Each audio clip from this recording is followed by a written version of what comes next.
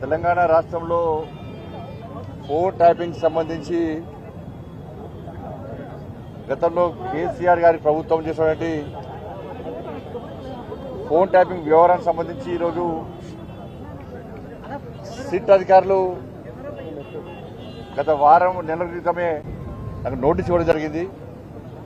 Operation Sindoor సంబంధించి పార్లమెంట్లో చర్చ జరుగుతున్న సందర్భంగా నేను దాన్ని వాయిదా వేసుకోవడం జరిగింది. తిరిగి నోటీస్ ఇచ్చింది కాబట్టి ఈరోజు సిట్ అధికారుల ముందు హాజరు కావడం జరిగింది. తెలంగాణ రాష్ట్రంలో కేసీఆర్ గారి ప్రభుత్వంలో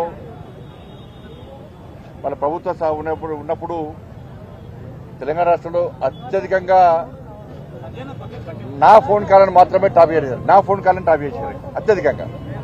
ప్రతి క్షణం, ప్రతి సెకండు, ప్రతిసారి కూడా ప్రతి విషయంలో కూడా నా ఫోన్ ట్యాప్ చేయడము నిజంగా ఇలా చూపించిన అధికారులు చూపించకనే షాకు గురైన అనేక విషయాలు వారు చూపెట్టకనే షాకు గురైన.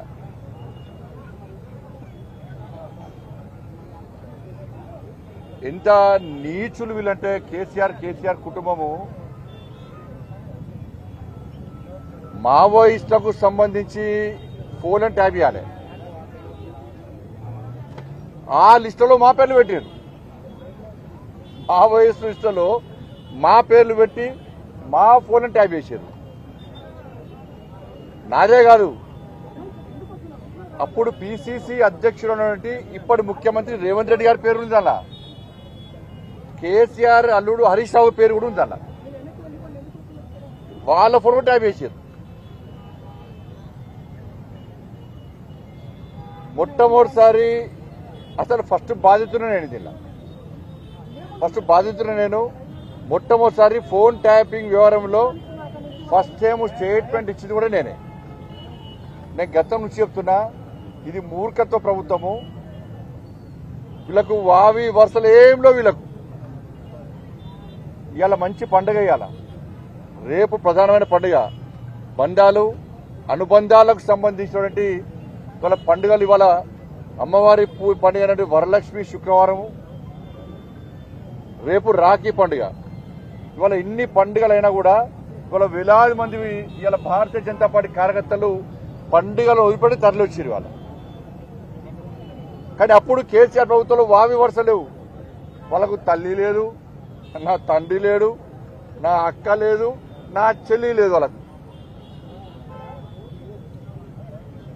నా కుటుంబ సభ్యుల ఫోన్ ట్యాప్ చేసారు. నా ఫోను, నా కుటుంబ సభ్యులది, మా సిబ్బందిది, లాస్ట్కు మా ఇంట్లో పనిచేసే వర్కర్లు కూడా.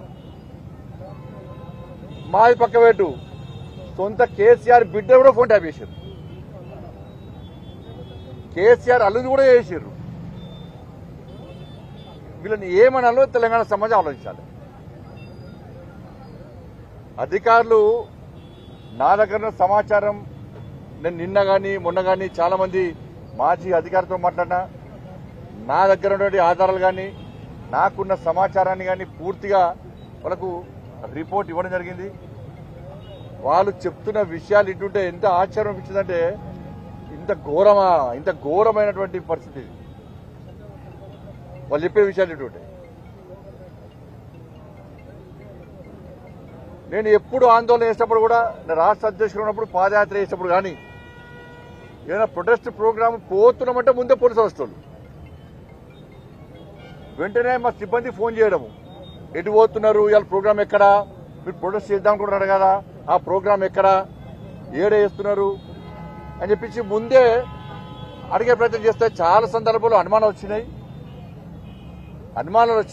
మేము అన్ని సందర్భాల్లో అనుమానం వచ్చిన తర్వాతనే ఈ విషయాన్ని బహిర్గతం చేయడం జరిగింది.